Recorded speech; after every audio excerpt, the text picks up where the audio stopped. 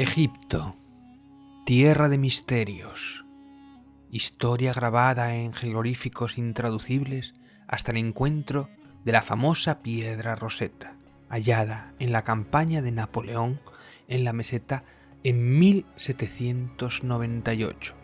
Hasta entonces poco intuíamos o sabíamos siquiera de toda esta increíble civilización perdida. Ese día se abrió toda una nueva y enorme página de la historia. ¿Cuántas más quedan por descifrar? ¿Y cuántos capítulos han sido borrados por intereses políticos? De hecho, la leyenda de Akenatón no era conocida hasta el siglo XIX. Nuestra historia comienza con Amenofis III, en el mayor esplendor de toda la historia egipcia, el faraón de la dinastía XVIII, que gobernó entre 1390 al 1353, 39 largos años de reinado, año arriba o abajo, y conocido también como Amenhotep III. Las campañas belicosas habían quedado reducidas con su antecesor Thutmosis II a una rutinaria vigilancia de las fronteras del imperio, y Amenhotep utilizaba la fórmula de intercambiarse hijas de sus estados vasallos para abastecer sus harenes. También demandaban enormes cantidades de presentes y especialmente oro. Todos le demandaban ingentes cantidades de oro que parecían fluir como maná de las abundantes minas. Babilonia, Asiria y otros reinos mandaban copiosas misivas al faraón, con cariñosos apelativos como hermano o, como hacían los de otros reinos vasallos, que utilizaban con mucho más respeto los títulos de el sol, el dios, mi padre, el gran rey, para referirse al divinizado faraón. Mitanios, hititas, babilonios jugaban entre sí al enfrentamiento para ganarse los favores y los presentes del faraón, o para colocarse en un futuro y robar kilómetros en las fronteras, o aniquilar ciudades rivales. Y también recibía otros presentes de esos estados, tales como imponentes carros de combate construidos fuera de sus fronteras, carros que eran el arma definitiva para dominar la región. Egipto era la más grande, la dominadora y la controladora de todas las civilizaciones circundantes, y el faraón era visto, sobre todo por su pueblo, como la encarnación viviente de la divinidad. Amenhotep empoderó y deificó aún más su figura, la encarnación de un dios guerrero que nunca necesitó batallar. Encargó cientos de estatuas y textos donde narraban sus exageradas cacerías, hazañas y glorias, donde mataba miles de animales con un increíble arco que, si alguien más lo tensara, lo haría bajo pena de muerte.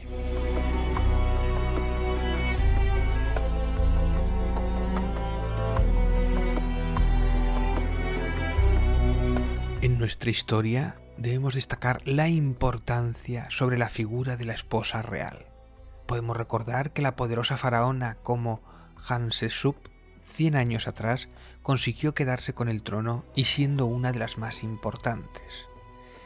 Ti, la principal esposa de Amenhotep III, es clave en nuestra historia, y sobre todo por lo que significó un cambio en la evolución del pensamiento de Egipto y posiblemente de la historia, y más cuando la reina Ti no era de linaje real, pero le fue concedido el título de esposa de Dios. Si alguien lee entre líneas, se podría entender que, con este título, nadie se atrevería a poner en duda la posición de la reina.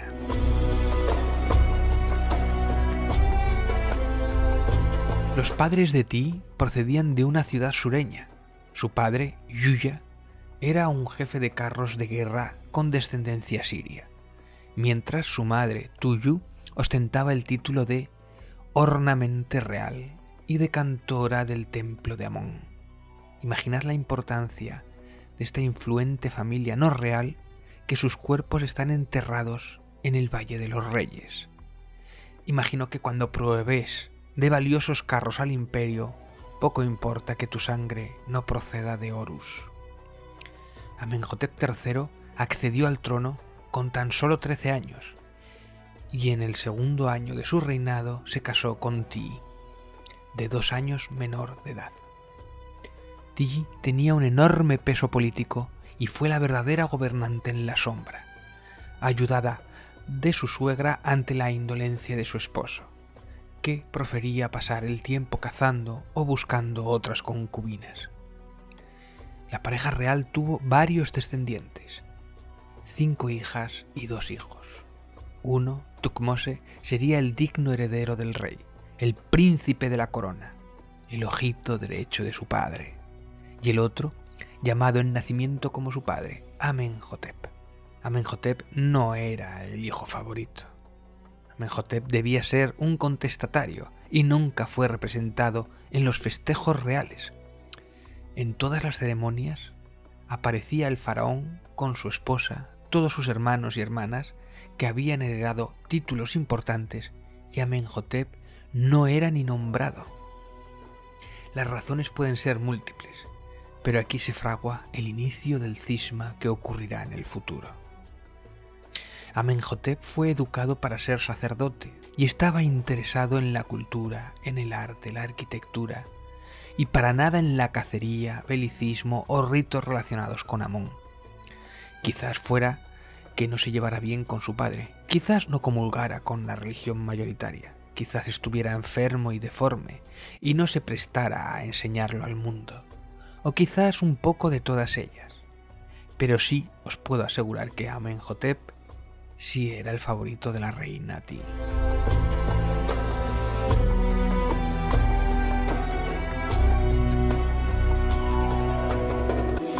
Huyendo de los protocolos reales y dispensado de las ceremonias de Amón, al no ser el principal heredero, fuera tratado con indiferencia por parte de su padre y permitió que Amenhotep pasara grandes temporadas con sus abuelos paternos, y que fuera educado por ellos. De aquí, y por lo tanto también de su madre Tiye, nacería su influencia en el credo Atón, el dios solar único y monoteísta. Atón ya había sido nombrado en tiempos de Hatshepsut y era un credo importante e influyente, pero no era la religión mayoritaria, milenaria y politeísta con su dios Amón a la cabeza.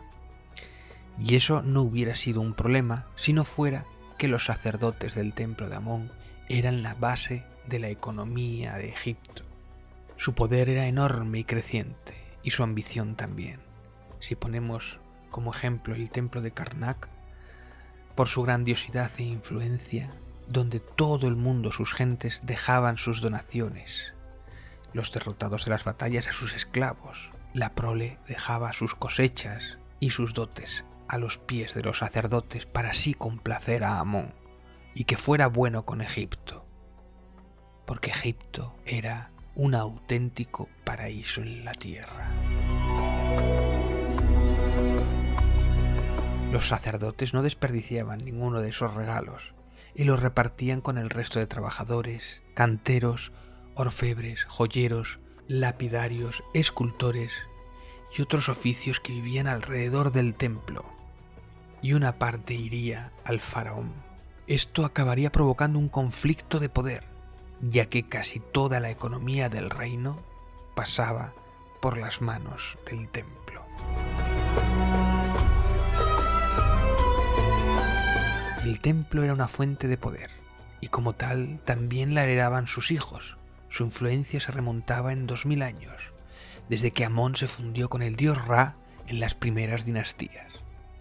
Amenhotep III permitía, más por evitar el conflicto, pero su esposa Tiye y su hijo instigaban a cortar el poder de estos sacerdotes, que acaparaban más y más poder.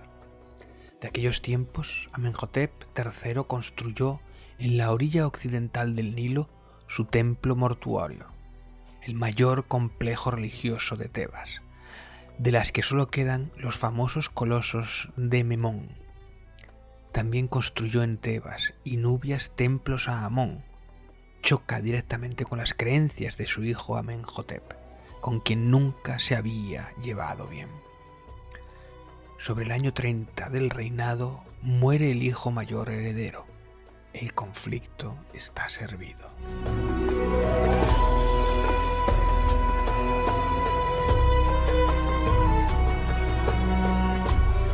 El hijo díscolo, deforme, posiblemente con muchos problemas de visión, algo en lo que ningún experto ha deparado al relacionar esto con su relación con Atón, el disco solar, de anchas caderas, de cabeza cuneiforme, posible gusto transformista, quién sabe si incluso poseyera los dos órganos sexuales y de ideas herejes, sería el heredero al trono. Un enfermo Amenhotep III, alejado ya de sus obligaciones regias, decide tomar una nueva esposa como parte de los acuerdos con el reino Mitanni. La beldad y majestad de la corona de plumas se le aclama, rebosando de alegría cuando se escucha su voz, soberana del encanto, grandiosa por la popularidad, la mujer cuya esencia regocija al señor de los dos países, su muy amada y gran esposa real, la dueña de ambos países, favorita de la fortuna. Hermosa es la beldad del sol, la belleza que nos llega del allá, así viva eternamente. Nefertiti, hija del rey Tusatta de Mitanni, conocido como Taduyepa, hasta que llegó a la capital de Tebas. La belleza que viene a nosotros. Se convirtió en una mujer del harén real.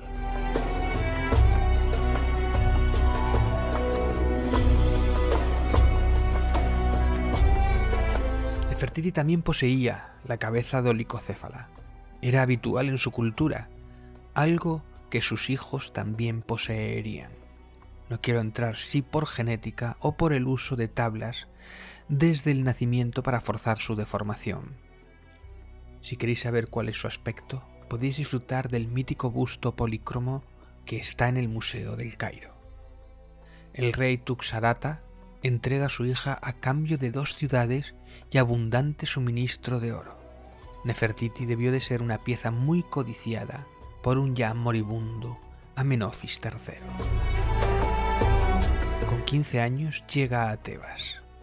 Amenofis III tiene 42.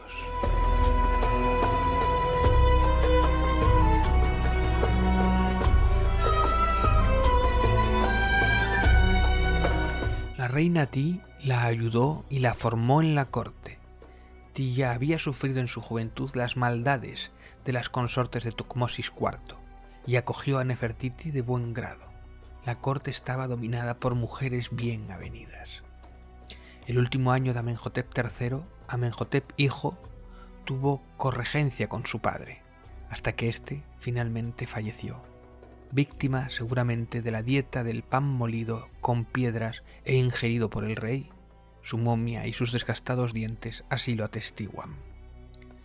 Se corona en solitario a Amenhotep IV, el faraón hereje que solo su madre esperaba que reinara.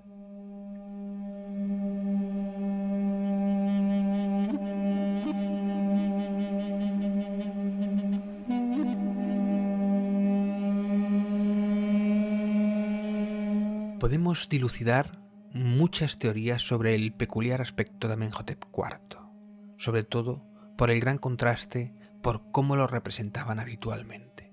Amenhotep III era esculpido y dibujado idealizando su forma, su cuerpo y sus poderosos músculos. Con su hijo Amenhotep IV fue representado con un realismo extremo, como si quisiera marcar contraste de un posible ocultamiento de juventud, como si le gritara al mundo que si en juventud me ocultaron entre las sombras por mi aspecto, ahora que soy todopoderoso, contempladme tal y como soy y no me avergüenza. Un rebelde y un punto importante, ya que tanto él como su familia pasan a ser representados en actos cotidianos, jugando con sus hijas en las piscinas y mostrando sus cabezas dolicocéfalas. Con esas caderas anchas, las curvas afeminadas de sus caderas y su peculiar rostro alargado, incluso alguna escena vomitando, como parte de sus dolencias. Nefertiti tampoco se libró de este nuevo realismo en el arte, joven y hermosa en su origen, pero con la edad su espalda curvada y algo de sobrepeso eran representadas.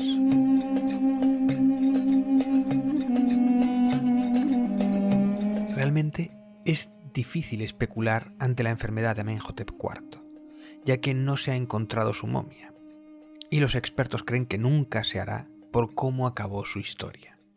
Pero podemos especular con algunos médicos expertos y por los pocos datos que tenemos.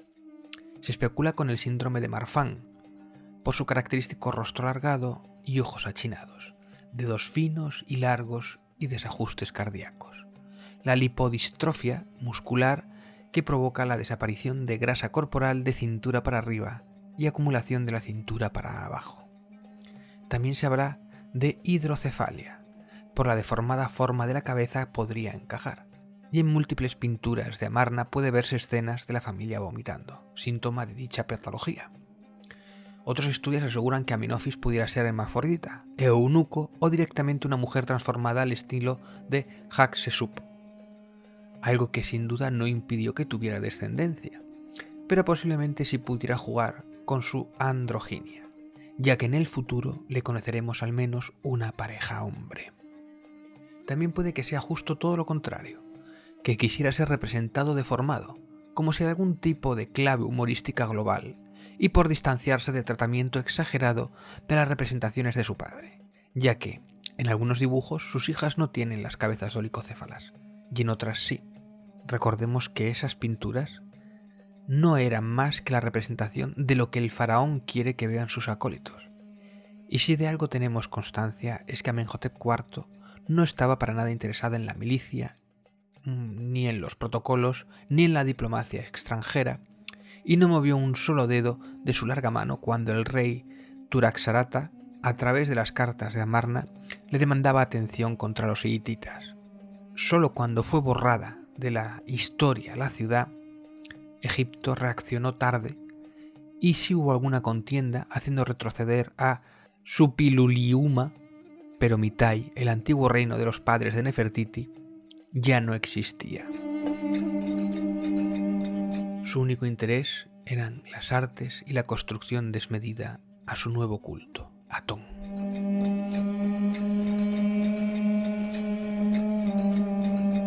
En su tercer año construyó al este de Karnak un templo a Atón. Qué mejor sitio para hacer la competencia que enfrente de su rival. Templo que, pasado su reinado, fue completamente desmantelado y reutilizado sus bloques en otras construcciones. Y muchas de las cosas que sabemos precisamente del futuro Akenatón es a raíz de esas ilustraciones que quedaban en la parte oculta de las nuevas construcciones. Fue en cambio en el quinto año de su mandato cuando Amenhotep IV, que significa Amón está satisfecho, decide cambiar el nombre y decide ser convocado como Akenatón, aquel que es efectivo o beneficioso Atón o manifestación luminosa de Atón. ¿Qué llevó a Akenatón a tan drástico cambio? Al colocar a Atón por encima de todo, Akenatón superaría así también la figura deidificada de su padre y la de los antiguos dioses con sus molestos sacerdotes. Egipcios, desde que llevo esta corona estoy sometiendo a revisión todo lo existente. Nuestro pueblo se halla prisionero de la idolatría y rinde homenaje a un ejército de dioses sujetos a Amón, cuyo sumo sacerdote es Becancos. Pero yo declaro que no hay ninguna divinidad que quisiera ser honrada con sangre, muerte y sacrificios. Apartaos del culto a los dioses. Solo hay un Dios, que se halla por encima de todo y que rige nuestros destinos. Nuestro Dios es Atón, Dios en el sol mismo, que da vida a todas las cosas. Adjurar del Dios Amón y de sus ídolos, y seguid mi doctrina. Seamos iguales, todos los hombres, antes de que la muerte nos iguale. Las escuelas de sacerdotes serán cerradas. Los sacerdotes no fueron nunca servidores de Dios. Sus doctrinas son erróneas y hay que apartarse de ellas. Cerraré todos los templos de Amón, fuentes de ingreso para los sacerdotes, Me incautaré de todos sus astilleros y buques, de sus talleres y canteras, de todas las tierras y graneros, y de todo el ganado de los sacerdotes, que en su furia y afán de dominio han llegado a formar un estado dentro del estado.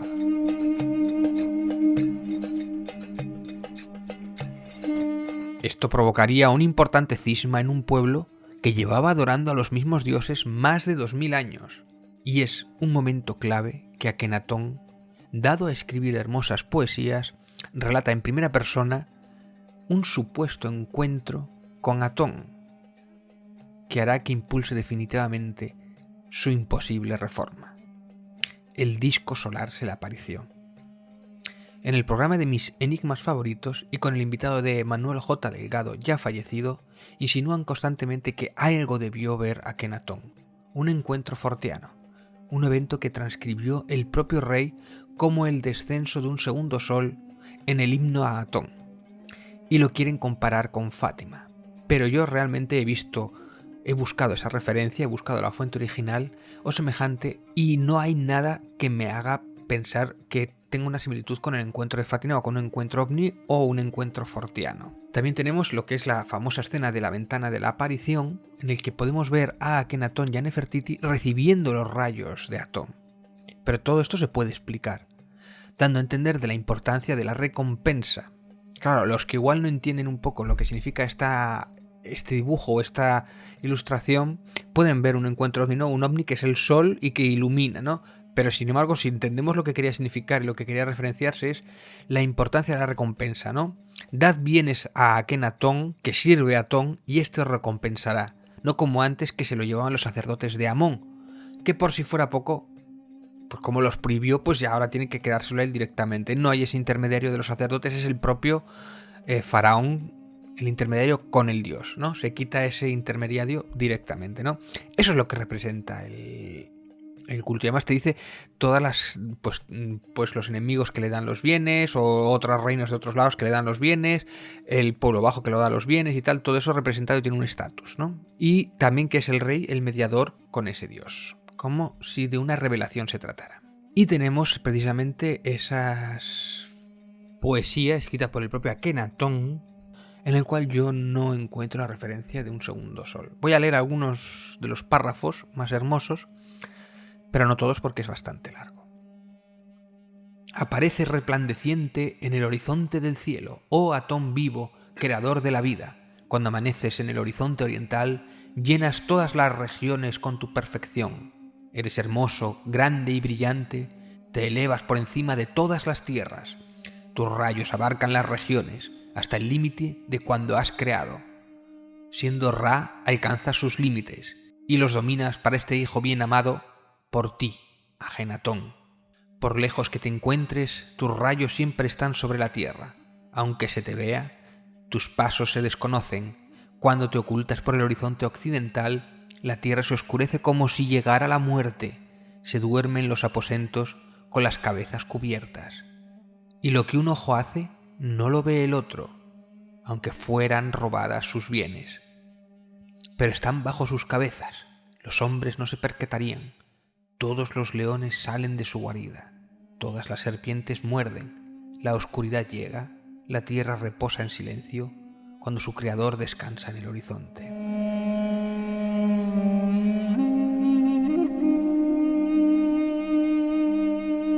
Y voy a leeros el último párrafo, que a mí es uno de los que más me interesa. Es una poesía relativamente larga, o sea que si la podéis buscar la encontráis, hay varias traducciones.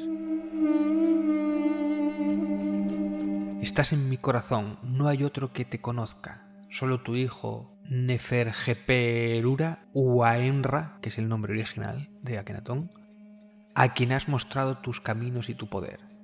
Los de la tierra vienen a la existencia de tu mano, como tú los creas. Cuando amaneces ellos viven, y cuando te ocultas mueren. Tú eres tú mismo, la duración de la vida, se vive de ti. Todos los ojos te contemplan. Todos los ojos contemplan tu perfección hasta que te ocultas. Todos los trabajos cesan cuando descansas por el horizonte. Y cuando amaneces, haces que todo el mundo se mueva por el rey. Cada pierna se mueve porque creaste la tierra. Les haces surgir para tu hijo, que nació de tu cuerpo. El rey vive por Mat, el señor de las dos tierras. El Mat es como la verdad o una especie de honor y de verdad que es muy importante en su cultura. Neferjeperura, el único que pertenece a Ra, el hijo de Ra que vive por Mat, señor de las coronas. Akenatón, duradero sea su vida. Y la de la gran reina, a quien él ama, la señora de las dos tierras. Neferu, Atón, Nefertiti, que viva por siempre, jamás. Como veis, la importancia que le da a Nefertiti es muy importante, que prácticamente la pone a su misma altura, a su propio nivel, y le da mucho poder y mucha influencia. El faraón exhortó a las mujeres que solían dar a luz a los 12 años o más para que solo parieran 2 hijos y que les diera todo el cuidado posible en vez de pasar hambre y necesidades con varios niños, ¿no?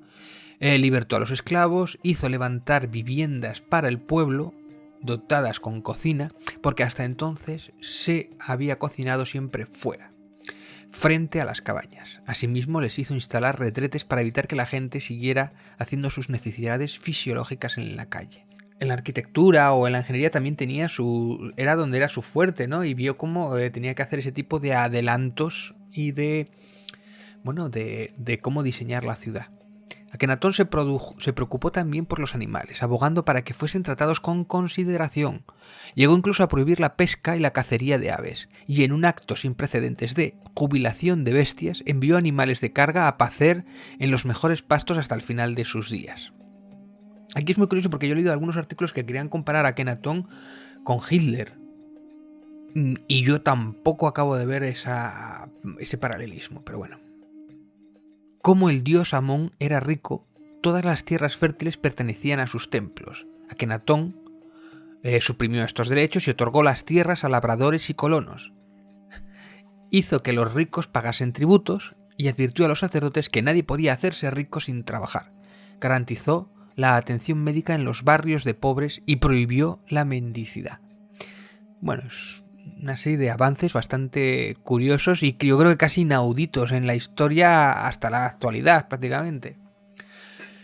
Bueno, podéis imaginar la cantidad de rencor que acumuló entre ciertos poderes que habían sido relegados y que eso en un futuro se le volvería en contra. Se destruyeron todos los símbolos, todas las efigies, relieves, pinturas de los antiguos dioses. Se prohibieron cultos idolátricos. Los sacerdotes fueron perseguidos, las estatuillas fueron escondidas y enterradas para que los soldados no las encontraran y así poder seguir rindiendo culto en secreto a los viejos dioses. La influencia semítica de este nuevo credo, donde el libro de Moisés fuera escrito por esos años más o menos, todavía perdura en nuestra actual cultura.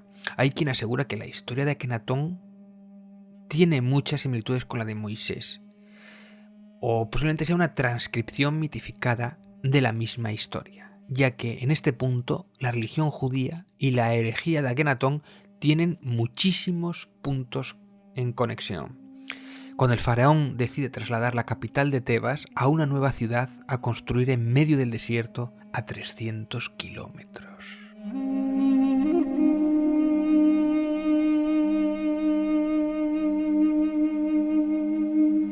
Las zarzas en llamas es la representación de que el dios al que se adora es tan grande que no es posible representarle en forma humana. Lo mismo ocurre con el disco solar.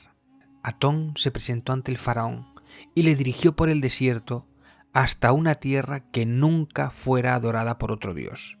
Una llanura con 2 montañas al horizonte por donde se colaría en el anochecer el sol, tal y como representaría su símbolo. Y como dios celoso que era, al igual que Yahvé, deseaba total exclusividad. Quien cree en él no ha de temer a la muerte. En tan solo 3 años se hizo una ciudad entera pensada y construida en honor a Atón. Aketatón, la casa u horizonte de Atón, construido en Amarna.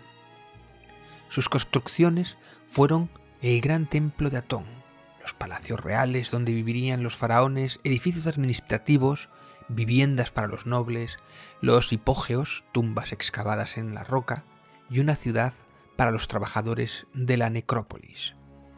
Durante la inauguración de la ciudad, pidió ser enterrado Akenatón en las colinas orientales en vez de en el Valle de los Reyes, acompañado de su esposa Nefertiti y su hija. La corte real no acogió de buena gana esta nueva herejía y hubo protestas que el faraón aplacó con ira. ¿Cómo podían atreverse a discutir sus órdenes, siendo él no solo su Señor Todopoderoso, sino también el único intermediario que tenían entre este mundo y el reino inefable de Atón? ¿Quién les protegería mejor que su rey en los impredecibles misterios de la otra orilla? La ciudad, que de norte a sur tenía un tamaño de 15 kilómetros, seguía creciendo con el paso de los años. El palacio y la corte se habían trasladado a la nueva ciudad de la luz, y aquí seguramente fuera donde tuvieran otras 3 hijas y también al famoso Tutankamón, producto del incesto con alguna de sus hijas mayores. Este tipo de relaciones era considerado algo perfectamente natural y formaba parte del ritual sagrado, sobre todo porque ansiaban un hijo varón. Nefertiti no consiguió darle ningún hijo varón, tuvo 7 hijas. El gran templo de Atón fue en el 8º año de su reinado, cuando se terminó. Tenía una longitud de 800 metros y 300 de anchura, situado en el centro geométrico de la ciudad. Era el punto neurálgico de la urbe, por donde pasarían todas las ofrendas y regalos para Atón, que luego se quedarían en la corte.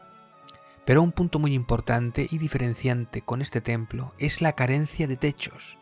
Así Atón podría bañar con sus rayos a todos los creyentes. Y empieza el declive de Akenatón.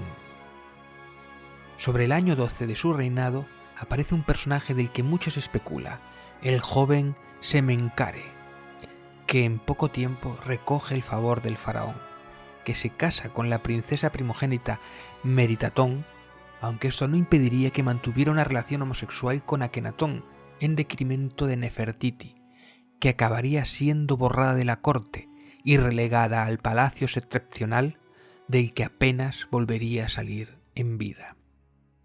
Akenatón mandó destruir todas las inscripciones en las que aparecía la reina. Las causas, posiblemente porque no le dio ese hijo tan deseado varón, o que tuvo igual Nefertiti algunas relaciones extramatrimoniales que no sentaran bien al monarca. Mientras, en las desatendidas fronteras de Egipto, las cosas empeoraban. Estados tradicionalmente hostiles estaban creciendo en fuerza, y Egipto perdió su influencia en Siria y Palestina. El gran Atón estaba siendo desfavorable. Murió la reina Ti. Murieron sus hijas Maquetatón y Meritatón, posiblemente por el parto de su hijo. Y la ciudad se sumió en una terrible plaga apocalíptica. ¿No os sigue recordando a la historia de Moisés? Se estima que pudiera llegar al 40% de la población muerta, de entre ellos muchos niños. Se sabe por las tumbas, la cantidad de tumbas de niños que hay allí. La muerte de Akenatón ocurre en 1347 a.C., a los 17 años de su reinado.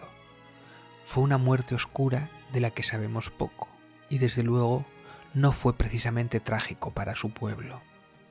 A Akenatón le sucedió el dudoso Semenkare y se encargó del enterramiento del faraón, y lo hizo de forma apresurada, sin la habitual brillantez. Todos querían olvidar al faraón hereje y recuperar las viejas tradiciones. Semenkare gobernó poco tiempo, muriendo, y le sucedió Tutankamón de 8 años. Fíjense que no se llama Tutankatón, sino Tutankamón. Toda una intención. Se casó con la tercera hija de Akenatón y restauró todo el esplendor del viejo culto a Amón y demás dioses del Olimpo. Se reforzaron las viejas castas sacerdotales, los viejos templos se restauraron, se rescataron las efigies y estatuas enterradas, y se abandonó la ciudad de Aketatón, y la corte volvió a Tebas, ya sea por esta plaga o por aplacar la ira de los viejos dioses. los nombres de Aketatón y Nefertiti fueron borradas de las inscripciones, hasta no dejar en muchas de ellas ni la más leve huella. Los templos fueron derruidos, los palacios abandonados. Fue desterrado de la historia y de la lista de los gobernantes faraónicos. Y si no fuera precisamente por esas piedras que fueron reaprovechadas para otros templos y quedaron en el anverso de la piedra la parte no visible, que se han podido reconstruir gran parte de las costumbres de la época de Amarna, prácticamente no hubiéramos sabido o hubiéramos desconocido este increíble faraón. El caso es que cuando Howard Carter dijo aquello de cosas maravillosas al abrir la sellada tumba de Tutankamón, pudo observar y relató en posterioridad la llamativa y dolicocéfala forma del cráneo también de este niño rey, tal y como tenían los miembros de la familia Amarna, especialmente las hijas de Akenatón y Nefertiti.